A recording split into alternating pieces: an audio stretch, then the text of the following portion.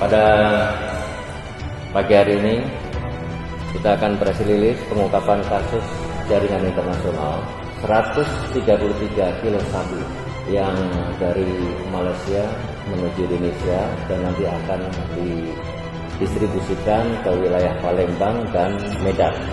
TKP ini di Desa Lok Dalam, Kecamatan Perlak, Kabupaten Aceh Timur.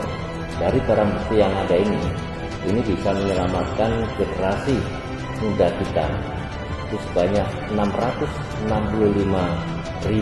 jiwa. Dan kami dari Polda serta dengan jajaran akan terus melakukan perang terhadap narkoba ini sampai kapanpun.